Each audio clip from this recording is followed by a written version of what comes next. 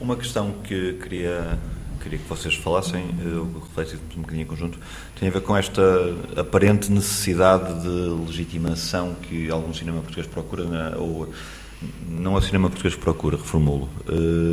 Fazem acreditar que o cinema português precisa de legitimação internacional para ser reconhecido em Portugal. É muito importante ir aos festivais, é muito importante ser premiado e basta receber uma menção honrosa num festival para ser um bocadinho mais bem-sucedido em termos de público em Portugal. Sem todo lado. Montou-se um esquema. Esse esquema chama-se Festivais de Cinema. Exatamente. É um esquema de comercialização. Mas isso é mercado. Da relevância e da importância e também da perversidade que os festivais de cinema introduzem no mercado, porque são os sítios que vão escolher os filmes. Isso é exatamente a mesma coisa que dizer, vais atrás de uma carrinha Toyota iAce de 1987 e diz Van of the Year. É a mesma coisa, vais vender mais carrinhas, ou seja, é igual. Mas não há necessidade de contrariar essa lógica dos festivais decidirem, ou dos festivais rotularem aquilo, ou dos festivais se constituírem como catálogos dos filmes que se vão ver na próxima temporada. Os festivais têm um problema... Porque a maior parte dos filmes fica de fora dos festivais e nem sequer lá chega. Portanto, esses filmes ficam completamente excluídos do circuito comercial. Não ficam. Não, isso não. Ou seja, a questão é, os filmes são filmes, não é? E a sua possibilidade de serem vistos é a possibilidade de serem vistos. É preciso criar condições para eles serem vistos, não é? Isso é o que temos estado a falar até agora. Isso é outra coisa, é quando tu de repente consegues que um filme tenha outro grau de visibilidade, não é? É preciso, eu estou a brincar com a questão da Van of the Year, que eu gosto imenso disso, porque vais na estrada e estás sempre a ver isso, não é? Todos os anos há uma carrinha do ano e deve trocar de marca, ele deve ser uma conversa de vender mais marcas. Mas é isso que eu quero dizer, ou seja, tu estás a encontrar formas de comunicar e de vender o teu produto, isto não é outra coisa. E quanto mais radical o filme é, em termos de fugir aos cânones de consumo normal, ou normalizado hoje, mais tu precisas desse selo, que é para pelo menos chamares a atenção das pessoas. Ou seja, obviamente que isto é tudo uma conversa de vendedor, mas tu pegas no cavalo de Turim do Bellatar e consegues perceber que não é isso que faz com que as pessoas vejam o filme, e o filme é um grande sucesso comercial em Portugal, porque com uma cópia só faz 15 mil espectadores ou uma coisa qualquer, não é? Isso é incrível, okay? E isso é outra coisa, é outro fenómeno, é o fenómeno de boca a boca, é o fenómeno das pessoas ficarem tocadas por um filme, e a maior parte dessas pessoas, dessas 15 mil, não devem ter visto um filme daquela linha tão radical ou tão desformatada com o que é essa coisa do espectador de hoje, mas as pessoas ficaram tocadas pelo filme, sentidas pelo filme, e quando chegaram a casa disseram à mulher para ver o filme, ou aos primos ou aos tios, e a coisa funciona por aí, não é? Mas efetivamente isso é uma questão de... Isso tem muito menos glamour do que possa parecer, não é? A minha visão sobre os festivais é muito radical. Eu vou a Cannes todos os anos desde 2003. Aquilo é um choque para qualquer pessoa que lá vai pela primeira vez. Mas um choque brutal, porque aquilo é horrível. Então, para um gajo que gosta de cinema, aquilo é horrível. Aquilo é de sair lá traumatizado. Aquilo é vender. Tu vais lá vender, comprar e pouca conversa. E nem sequer há este lado. Porque conheces gajos que admiras e gajos que veneras ou com quem sonhas a tua vida inteira. Ou seja, há esse lado bonito da coisa para um cinéfilo. Mas que é muito raro, porque efetivamente aquilo é tu estás a vender, estás a comprar e aquilo é um mercado, e é uma coisa gigante, é a mesma coisa que diz a Expo Honor. Porque é Expo Honor, exatamente, são pavilhões, mas tu andas em pavilhões, pavilhão em pavilhão, tens reuniões e tens cenas, para aquilo uma javardice. Ou seja, aquilo é para quando um gajo vai preparado para perder tudo, né? Ou seja, é um bocadinho aquilo que a Regina dizia há bocado, tu para ir para aí tens mesmo que ter muito amor, porque aquilo é violentíssimo. Tudo, aquilo é violentíssimo, lá. E é preciso mesmo um gajo estar preparado, nunca fui a uma feira de sapatos, mas imagino que seja exatamente a mesma coisa, só que tem sapatos, em vez de ter cartazes. E essa é que é a questão, percebes? Porque no fundo tem a ver com o cinema ser extremamente caro. Se for um filme que tem que empregar 50 pessoas, ou 150, ou 500, ou 700. Não é? Tudo depende, não é? Se forem 3 pessoas, tem um custo.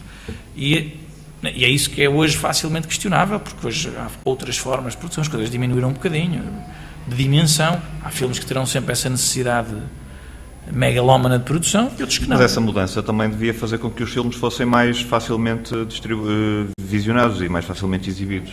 Não digo distribuídos porque tem implicações. Mas se tornou mais fácil e mais barato fazer filmes por causa dos meios tecnológicos, porque é que não é mais fácil e... O que custa não é a tecnologia, o que custa são as pessoas. Claro, agora sim. Não, mas sempre foi. Tu hoje consegues filmar só ao nosso nível é que é relevante, só ao nosso nível de não orçamento é que é relevante filmes em 35 e filmes em digital. Porque, efetivamente, essa percentagem num orçamento de qualquer cinema é nada. Isso é uma tanga. Pá, acabámos de fazer um filme, o filme do Pedro Bastos, em 35mm, quando eu lhe disse, fazemos isso em 35, meu. O gajo achou que eu estava a brincar, enquanto produtor, um gajo disse, não temos dinheiro, mas fazemos isso em 35, quer lá bem saber, vai ter mais piada, tem mais a ver com o projeto. E o próprio realizador diz, este gajo só pode estar a brincar, assim, não, tens é que cumprir regras, temos X latas, filmas, eu mando revelar, está tudo bem, ou seja, esse custo é uma grande tanga, o filme custou 5.000 euros. Okay? Custou 5.000 euros porque, pronto, ok. Obviamente que isso depende. Se tens 300 para gastar 5.000, não dá para gastar 5.000. Custou 4.000 e tal, não chegou aos 5.000. Mas fizeste um filme em 35 com 5.000 euros? Claro, 4.600. E teve em Roterdão. E vai estar em festivais no mundo inteiro. O suporte tem obrigatoriamente... A este nível de orçamento tem relevância. Mas eu acho que até 500.000 vai ter sempre, Rodrigo. Depois se pensares Depois depende de quanto filmas, quer dizer, não consegues produzir um filme. O Barão é filmado em Super 16, o filme do Edgar Pera, só faltava eu ir a saltar laboratório, já não havia película em lado nenhum, não é? Largas o Pera com uma super tecnocrânio, uma câmara de Super 16 na ponta, Deus me livre, aquilo nunca mais para, não é? Mas depois tens a pós-produção também. E filmamos quilómetros, já vai para ir à Rússia e voltar, e o cara, mas isso são esquemas de produção, não é? Não, mas mesmo na pós-produção depois, o custo também... Não, isso é tudo muito... Isso é isso que estamos a voltar a falar, não é? Isso é reduzidíssimo. Num filme de 500.000, depende de quanto filmas, não é? Ou seja, depende, se fosse o Edgar Pera, o filme tinha 500.000 euros, claro, é uma coça, é uma violência, claro, mas é porque é tudo feito em estúdio, tens castelos e cavalos e que é uma javardice, não é? Ou seja, é um filme caríssimo de ser feito. E mesmo assim faz sentido ser filmado em película. Percebes? Ou seja, faz, quer dizer, para mim faz. Enquanto produtor faz todo sentido, por mais que o gajo tenha sempre prejuízo, mas faz sentido porque o filme assim o obriga, não é? Sei lá, o filme do Paulo Abreu é em Super 8, não é? Ou seja, os filmes do Paulo Abreu, quer dizer, é uma linguagem de alguém que não faz sentido retirar-lhe esse formato porque retiras lógica ao filme, não é? Obviamente que isso vai dar prejuízo na mesma. Tudo bem, pronto. Mas eu também... Não sei se alguém do público coisa que eu não sei fazer alguma questão. Não, por isso está tudo bem. Este debate é para ser aberto, por isso sintam-se. Força. Em formato de pergunta também. Eu sou licenciado em cinema, tal como vocês, não tenho experiência nenhuma. Eu não sou licenciado em cinema. Eu não tenho licença. A mim ninguém me deu licença, estás a ver? Miguel. É melhor falar do microfone para ficar. Está. Não, assim, gostava também que vocês me pudessem também falar um pouco das vossas experiências, não é, em termos de produção e de como é que vocês também acham que funciona em Portugal e como é que vocês tentam fazer as vossas produções independentemente dos apoios. Eu agora não sei como é que está, mas ouço muitas histórias, não sei se são verdade ou não é? Depois há os apoios do ICA, supostamente, e depois há produções que ficam a meio. Isso é tudo informação que não sei se vocês, se calhar, até estão mais dentro do que eu. Isso é uma questão, é as vossas produções e os apoios nacionais e o tipo de impacto que isso tem. E depois a minha outra questão era também saber a vossa opinião em relação... Porque, assim, eu como apaixonado de cinema, não é? Eu sou daquelas pessoas que comecei a gostar de cinema pelo entretenimento. E só à medida que fui crescendo e estudando é que comecei a ver o lado artístico e a apreciar. E acho que aqui em Portugal, não sei quais são as razões, mas temos um problema grande, não é? Que parece que são os extremos. E que, pronto, tirando exceções, não é? Que há filmes bons, mas acho que falta esse meio. E o Arthur há bocado disse, não é? Que é uma palavra-chave, não é? Que é o relacionamento do público, que também é importante, com essas próprias obras. E acho que também esse é um dos graves problemas que nós estamos a ter aqui em Portugal, não é? Que é, pronto, pode-se dizer que as pessoas estão mal educadas, mas quer dizer... Mas se elas estão mal educadas em todo o mundo, e há filmes comerciais, e há filmes de autor, e a mim parece-me que falta esse elo de ligação que está no meio, que é o filme que agrada gregos e troianos, e não sei, poderá também ser um ponto-chave para essa ligação público-cinema português. Eu digo já uma coisa, que é, fórmulas mágicas não conheço, mas uma certeza tenho, que é toda a gente que faz seja o que for, para lá do cinema, o seu objetivo será sempre comunicar o mais possível e que o máximo de pessoas possa ver o seu trabalho. Agora, o que eu não acredito, eu enquanto realizador, é que deva mudar aquilo que eu tenho para dizer, aquilo que eu tenho para fazer, tentando me aproximar de uma série de cânones ou de clichês para que isso aconteça, porque, e a história do cinema português assim o prova, que é uma ganda tanga isso. Isso é uma ganda tanga. Quem acredita que chega à fórmula de chegar ao público, falhou sempre. E tu não tens... Ou seja, não é uma questão de educação. Eu posso continuar com o meu discurso radical, mas isto vai ser naturalmente mal interpretado, por isso vou passar à frente. Mas, efetivamente, há uma questão de que nem sequer dimensão tens. Seja, não há escala. E países com a nossa escala, ou com a nossa dimensão, têm outros hábitos culturais. Por isso é facilmente comparável. Da mesma maneira que o que a malta se esquece também de comparar cá é quantos espectadores faz cá o filme americano mais visto do ano, com quantos espectadores faz cá o filme português mais visto do ano. Ou seja, vocês não costumam ir ver estas estatísticas à Wicca, mas isso é tão simples, tu não tens noção. É aos 30 mil, 40 mil e depois tens um filme português. Pronto, mas a questão é uma ganda tanga, certo? Tu não tens a escala da exportação, porque esse cinema, o nosso cinema português, é exportado para nichos de mercado. Lá está, a minha questão é exatamente essa, mas porquê? Mas porquê como? Porquê que nós não temos, porquê que nós não temos aquele filme? Nós temos bom cinema, vamos discutir isso. Eu só tenho uma resposta para essa tua questão. Que para os ouvintes que não ouviram esta questão, era o porquê que não temos esse filme. E eu vou responder. Eu com 10 milhões de euros faço esse filme. Não é? E agora há silêncio, porque isto é um absurdo, certo? Mas não há outra resposta. Ou seja, isso é uma ganda tanga. Mas isso também é uma contradição com o que se faz hoje em dia, não é? Porque nós temos antigos, megalómanos... Desculpa, mas é assim, mas nós... Peraí, há aqui uma coisa, e o Diego está a falar de um país com pouca, vamos dizer, hábitos de consumo cultural, também é uma expressão que me é pouco cara, porque realmente consumo, hábitos, esta merda do cinema ou de outra arte qualquer não é como aprender a lavar os dentes, é um bocadinho mais complicado que isso. Mas o que eu vejo completamente, e aí os portugueses são muito provincianos, é que em países riquíssimos como a Áustria ou a Holanda há menos cinéfilos que em Portugal, e os filmes deles também não chegam aqui nem a lado nenhum. Portanto, nós estamos exatamente no caso contrário. Nós estamos aqui numa ilha em, por uma espécie de milagre que também teve a ver com a força de resistência de certas elites educadas, é certo, contra um certo regime opressor, nós tivemos o advento de um cinema realmente singular. E, portanto, será que vamos ser capazes de ser herdeiros dessa singularidade, não no sentido de a copiar do género, o Pedro Costa tem não sei o que, vamos todos fazer Pedro Costa, mas no sentido da liberdade. E hoje o cinema português é isso.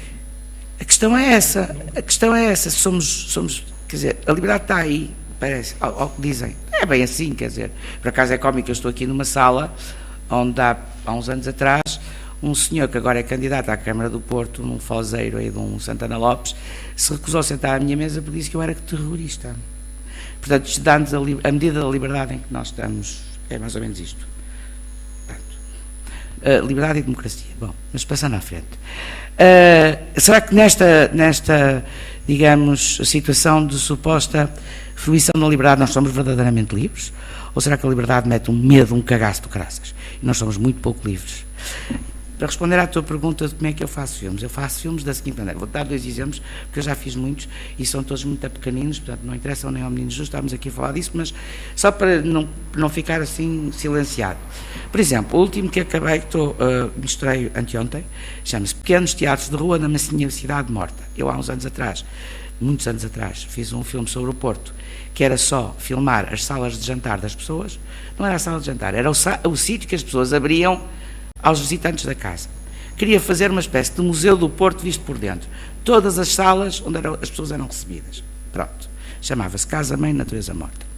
Foi feito com a ajuda do Mário Moutinho, do então FAOS, não sei se já IJ ou IPJ, não, acho que ainda era FAOS. A seguir a isso, fiz um segundo filme chamado, como é que se chama aquilo? Ângulo Morto, que é tudo aquilo que tu, ao passeares nas ruas do Porto, não vês. Ou seja, o que está atrás das casas, as traseiras. Como é que eu fiz esse filme? Com uma câmara, pedindo aos amigos que me deixassem filmar e escrevendo textos em que tento refletir sobre a casa.